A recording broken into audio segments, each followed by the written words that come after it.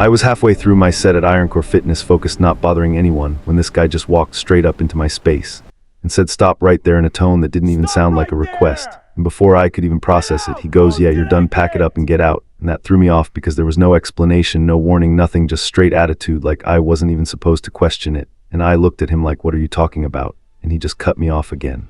Louder this time, I said, "Get your stuff and leave now." And the way he said it wasn't professional, it wasn't even respectful, it was like he already decided I didn't belong there and didn't care how it came across. And if you think this kind of behavior doesn't happen, you should subscribe right now. Because what happened next made it even worse, and I glanced around for a second expecting someone else to be stopped the same way. But no one else was even being looked at, people lifting right next to me doing the same exact thing, and nobody said a word to them. And that is when it hit. This wasn't normal, this felt personal. I didn't move right away, I just stood there looking at him, because the way he came at me didn't match anything that was actually happening. And I said straight up, "What exactly is the problem?" And instead of answering, he just rolled his eyes and said, "You've been reported, so don't make this harder than it needs to be." And that attitude made it worse, not better, because reported for what he didn't say. And when I tried to ask again, he cut me off again, louder this time. "Look, I'm not here to argue, grab your stuff and get out." And then he actually pointed toward the exit like I was already done there. And that's when it got even more obvious, because as I stepped back, I saw someone right next to me doing the exact same workout, same machine, same movement. And nobody said a word to them, no one even looked their way. And that is when I said it clearly, "My name is Ryan Cole, and I've been coming here long enough to know this doesn't add up. And if you think this kind of thing just happens, you should subscribe right now, because what came next proved this wasn't about rules, this was about me." I didn't budge when he said I was reported. I looked him dead in the eye and said, "Reported for what exactly?" And instead of answering like a normal person, he just snapped back, "You heard me, you need to leave Ironcore Fitness now." And the way he said it wasn't even professional, it was straight disrespect, like he didn't owe me an explanation. And that's what made it worse, because when I asked again, he didn't clarify, he just got louder. "You're breaking gym policy, that's all you need to know, now grab your stuff and move." In that line right there didn't explain anything, it just shut the conversation down, like he didn't want me asking questions at all. And then he actually stepped closer like he was trying to rush me out and pointed straight to the exit and said, "Don't make this a problem, just go." And I glanced to my side and saw two guys doing the same exercise, same machine, same form. No one saying a word to them, no one rushing them out. And that is when it hit different. This wasn't about rules, this was about getting me out of there. I didn't take a step back, I just stayed right there looking at him, because the way he was pushing didn't match anything I had actually done.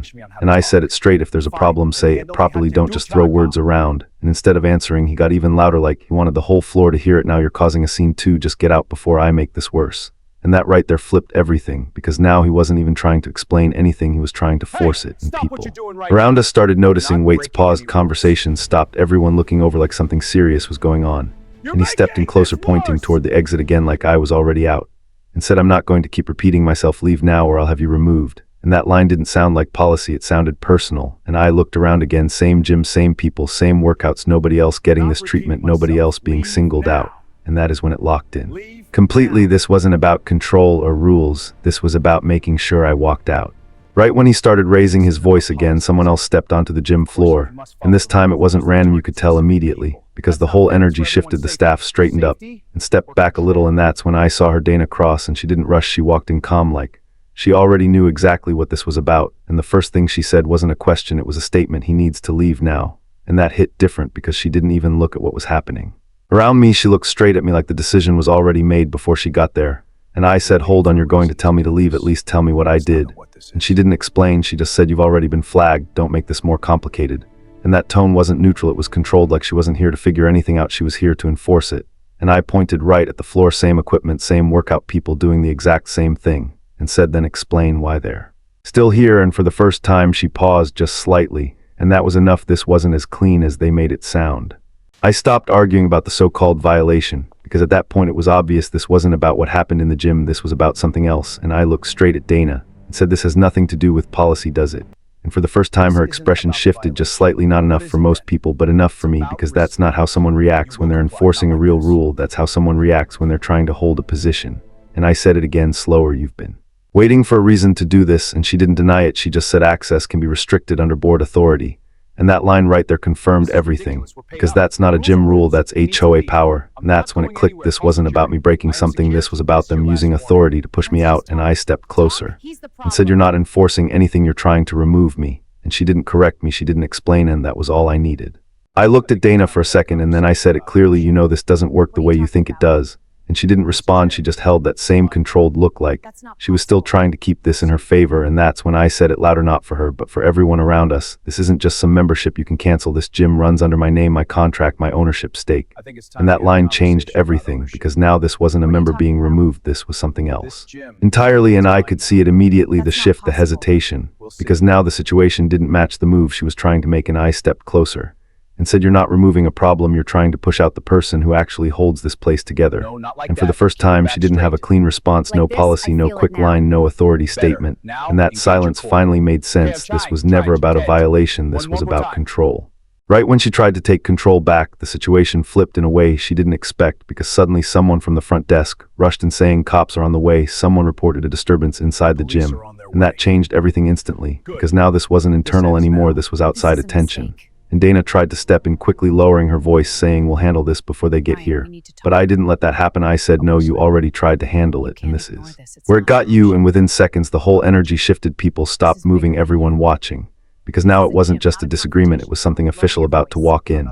And when the officers stepped inside, they didn't look confused, they looked straight at the situation and asked, "What's going on here?" And before Dana could control it, I stepped forward and said clearly, "I'm being removed from a business that legally runs under my ownership based on a violation they can't even define." And that line hit harder than anything before, because now it wasn't just between us, it was on record.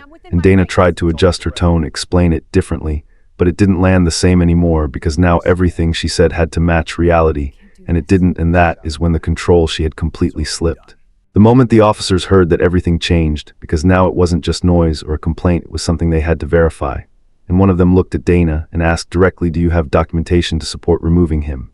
And that question hit hard, because this wasn't about attitude anymore, this was about proof. And Dana tried to respond, talking about policy and internal authority. But the officer cut that off immediately, saying, "That's not what I asked. I asked, what gives you the right? Remove him from a property he's claiming ownership of." And that's when it shifted completely, because now she couldn't hide behind vague wording or controlled tone. She actually had to show something real. And she didn't have it, and I stepped in calmly, not raising my voice anymore, because I didn't need to, and said, "Everything she's done here has been based on a claim she can't back up." And for the first time, the officer nodded slightly, like that made more sense than anything she had said. And then he turned back to her and said, "Until you provide something official, you're not removing anyone." And that was it, because now the control wasn't hers anymore. I didn't rush anything after that, because I didn't need to. The entire situation had already turned, and I looked straight at Dana and said, "This is what happens when you try to force control without knowing who you're dealing with." And this time she didn't interrupt, she didn't correct anything, she just stood there, because there was nothing left to say. And the officer made it clear, if there's no valid documentation, then this stops here. And that was at the same place she tried to push me out of, just flipped right back under me. And I said it one last time, not loud, not aggressive, just clear: "You didn't remove a problem, you tried to remove the owner. And now everyone here knows it." And that line landed harder than anything before, because now it wasn't just between us, it was witnessed and recorded.